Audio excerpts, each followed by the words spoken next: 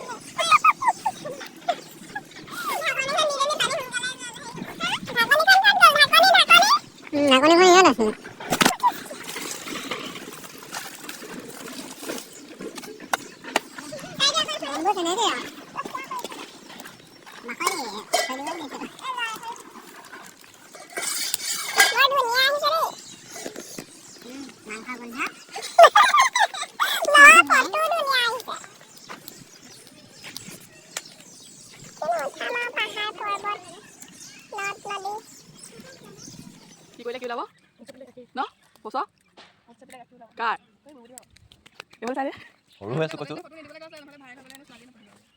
এইফালে বাদাম পাব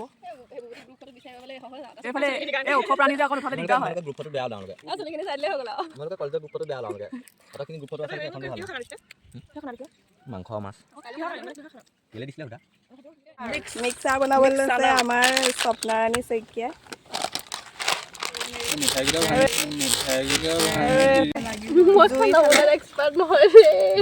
চাহ পানী বনাই আছে বোলে, তাই আজি স্পেচিয়েল চাহ খুৱাব। জলদি বনাও। খেতিয়কৰ ৰেচিপি ভিডিঅ'হে দিয়ে, আমি একে ব্লগাৰ যে সেইটো কাৰণে দিগদাৰ হয়। এয়া আমি ধুনীয়াকৈ চবেই চাহ খাবলৈ বহি লৈছোঁ। কথা বতৰা পাতি মেলি চবেই এনেদৰে আৰু ফূৰ্তি কৰি মেলি চাহ খাই আছোঁ আৰু দেই।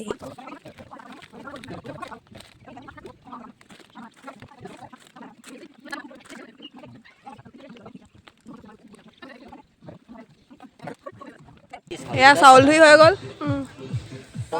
সেইটো বক্সটো ডাঙৰ হ'ল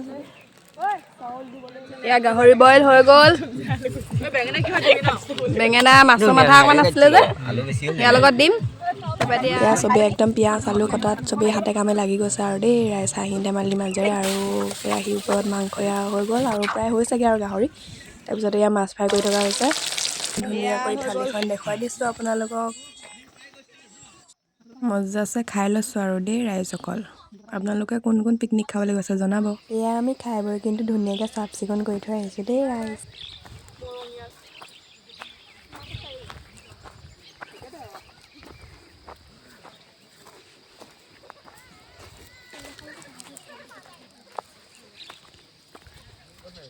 খাই বৈ সকলোৱে ঘৰমুৱা হৈছোঁ আৰু লাহেকৈ যদি ভিডিঅ'টো চাই ভাল পালে সকলোৱে এটা লাইক আৰু কমেণ্ট কৰি দিব আজিলৈ আহিছোঁ বাই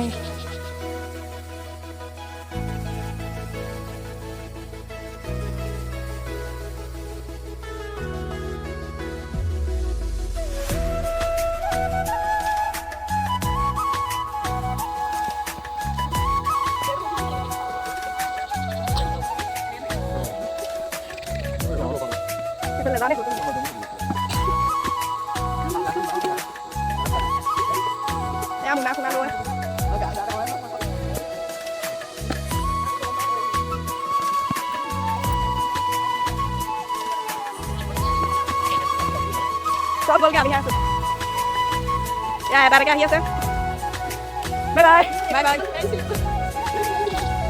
ভাত খাই আহিব পৰা নাই আমাৰ মানে সময়টো কমি গ'ল ক'তো একো মানে খাব নাই যোৱা এতিয়া গৈ থাকে